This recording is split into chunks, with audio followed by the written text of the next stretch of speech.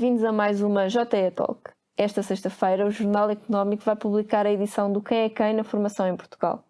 Neste anuário, faremos uma análise dos desafios presentes e futuros do setor do ensino e formação português. Vamos partilhar as perspectivas dos principais responsáveis das universidades, politécnicos, tanto públicos e privados, e das empresas de formação. Esta JE Talk é parte integrante deste Quem é Quem. Por isso, damos as boas-vindas ao professor Fernando Humberto Serra, vice-presidente da Organização da Oferta Formativa. Seja bem-vindo, professor. Muito obrigado e agradeço o convite e a amabilidade por estar aqui. Obrigado. O atual modelo de financiamento do ensino superior está a ser revisto atualmente. Qual é a sua opinião sobre este tema e será este o principal problema do ensino superior? Não será naturalmente o principal, mas é um tema quente. E começamos logo por um tema quente. O problema do financiamento é um problema sério que já vem sendo diagnosticado há muitos anos. Há naturalmente sempre a noção de que o financiamento é inferior àquilo que são as necessidades. E aqui, naturalmente, convém separar aquilo que são instituições públicas das instituições privadas e daquelas que, sendo públicas, funcionam em regime fundacional. E o que se pode dizer é que a grande parte das instituições de ensino superior têm as suas fontes de financiamento divididas em duas grandes fatias. Uma fatia, a fatia do Orçamento do Estado, e a fatia privada, aquela que decorre das suas atividades e da obtenção de financiamento por essa via. E muitas das instituições, designadamente aquela de onde eu venho, o financiamento por via orçamental pública é apenas sensivelmente 45, 46% daquilo que é o orçamento global. O que significa que as instituições têm que ter uma agilidade e uma inventividade para obter o resto, não é? Que complementa esta fatia, para poder funcionar com qualidade, eficácia, garantia de efetividade das suas ações. E como é que se agiliza este financiamento? Antes de mais, com uma boa orientação gestionária, com capacidade de empreendimento, com capacidade de iniciativa, com capacidade de obter novos mercados, de oferecer ofertas formativas que sejam relevantes para o mercado de trabalho. E não estou a pensar apenas nas licenciaturas, as licenciaturas é uma fatia. Estou a pensar em pós-graduações conferentes de grau ou não conferentes de grau, ou em cursos de especialização, ou também nas atividades de investigação e desenvolvimento, as atividades de investigação e pesquisa que são desenvolvidas em projetos para os quais os docentes e investigadores de cada uma destas instituições concorrem. E, portanto, é uma fonte diversa de financiamento e um campo muito vasto e plural de atividades que as instituições desenvolvem. Já que está a falar da investigação, o emprego científico é outra grande questão neste setor da formação, não é? Nós, o Jornal Económico, questionámos vários responsáveis de universidades e politécnicos precisamente para este Quem é Quem. E a maioria considera que é necessário debater a política de emprego. Concorda? Sim, não só concordo, como ela tem sido debatida, não é? Portanto, já há um historial e há processos negociais, inclusivamente com forças sindicais, exatamente para se desenvolver uma política de estabilidade deste corpo de investigadores, que cresceu muito na sequência de opções de fundo que foram tomadas já há alguns anos, em particular pelo professor Mariano Gago, e criou, de facto, um contingente de investigadores que não existia em Portugal. E esse passo estratégico foi um passo muito importante. O problema é que as universidades, em primeiro lugar, e depois também as empresas, as estruturas produtivas, não tiveram capacidade para acompanhar todo a expansão do sistema de investigação e desenvolvimento, e criado muito em particular pela expansão das bolsas da Fundação para a Ciência e Tecnologia. O dinheiro da Fundação para a Ciência e Tecnologia é francamente assente em fundos europeus e, portanto, houve de facto esse acréscimo que criou muitos investigadores e eles foram desenvolvendo a sua atividade de investigação em pós-doutoramentos, em processos relativamente precários de produção de ciência. E agora temos um problema que é o problema da sua estabilidade e da sua incorporação dentro das instituições, o que não é fácil. Outra questão muito relevante neste tópico é se a oferta das universidades está ajustada às necessidades das empresas. Qual é a sua opinião sobre este tema? Temas muito complexos para serem debatidos em pouco tempo.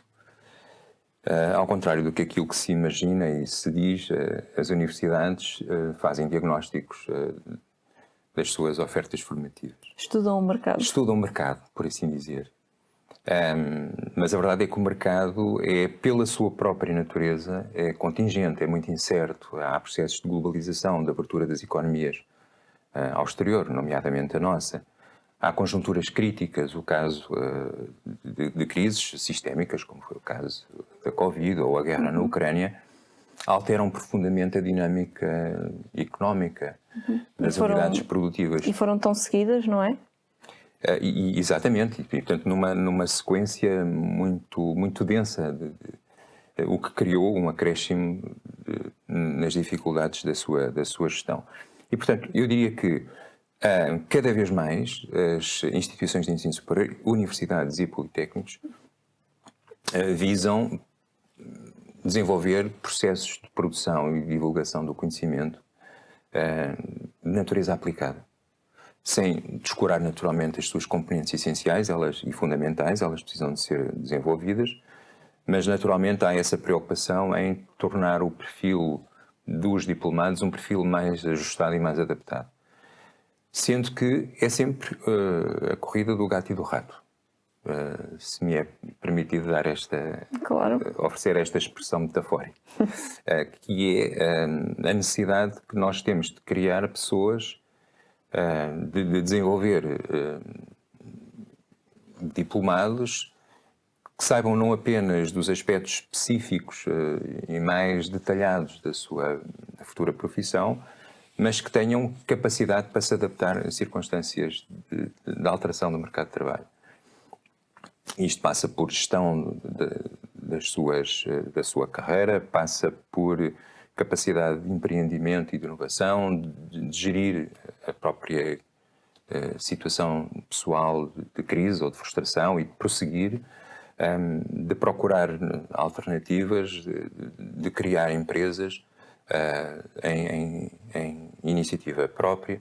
Há um conjunto de competências que as instituições naturalmente vão ter que desenvolver, chamadas soft ou mais leves, mas que são verdadeiramente importantes e relevantes na capacidade que a mão de obra tem de se adaptar às circunstâncias sempre muito contingentes da economia.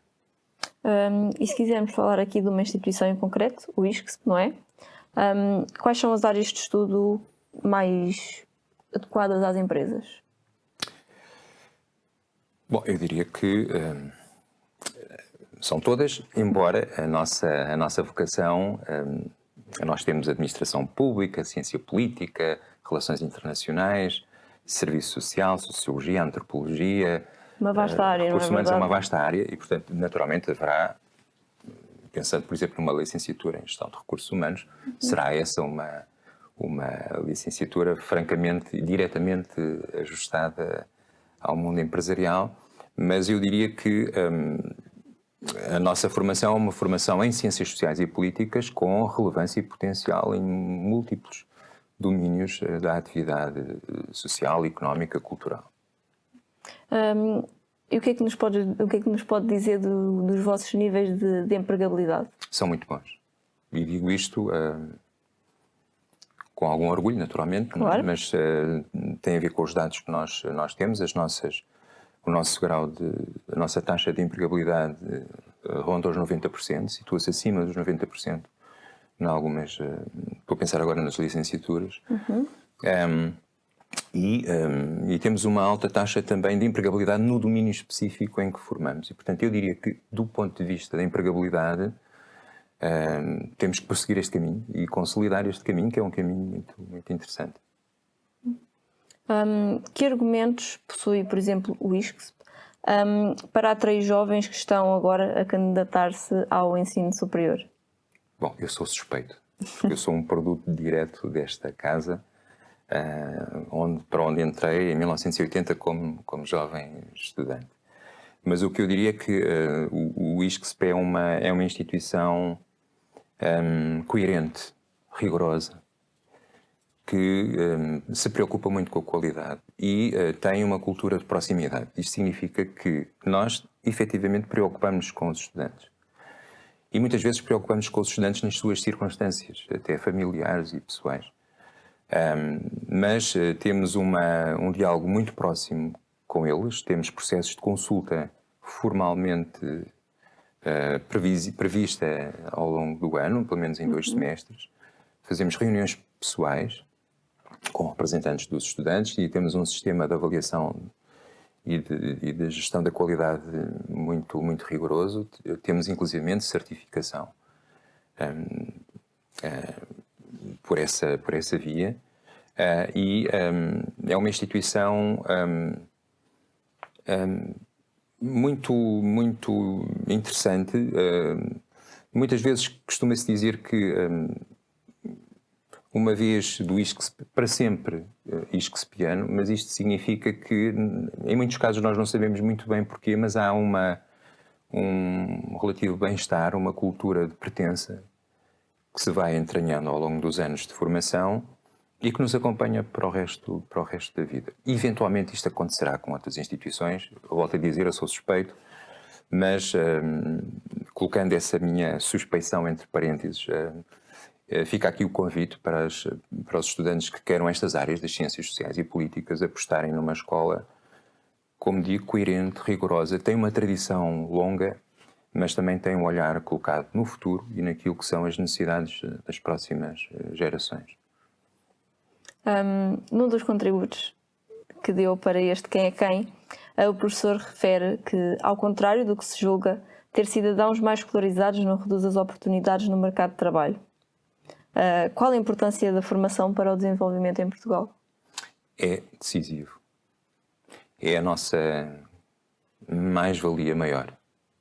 Passa a redundância. É a capacidade que nós, através da incorporação de competências, de conhecimentos, de atitudes, de saberes, podermos construir uma sociedade melhor, desenvolvermos uma sociedade equilibrada, que aposta no desenvolvimento sustentável, que tem sentido crítico, que adere ao Estado de Direito e à democracia, que afirma os valores da dignidade humana e dos direitos humanos. E, portanto, eu diria que é naturalmente, as ciências sociais e humanas e as ciências sociais e políticas e humanidades concorrem muito seriamente para isso. E é uma formação que, de facto, para além dos aspectos práticos, instrumentais, operativos do saber fazer,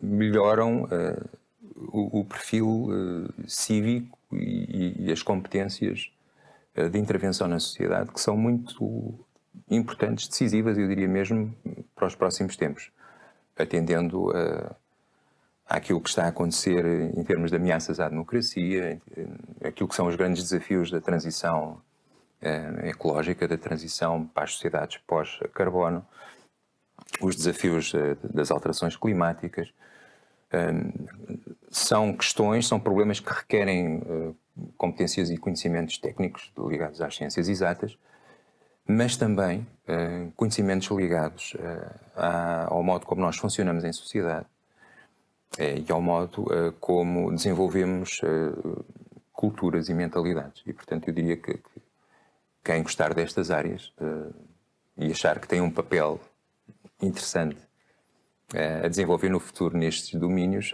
é apostar nas ciências sociais e humanas. Muito bem. Obrigada, professor. Muito obrigado. Agradeço-lhe a sua presença mais uma vez neste Quem é Quem. Já sabe, esta sexta-feira leia o Quem é Quem na Formação em Portugal, uma publicação essencial para perceber os desafios presentes e futuros do setor do ensino e formação em Portugal. Até à próxima.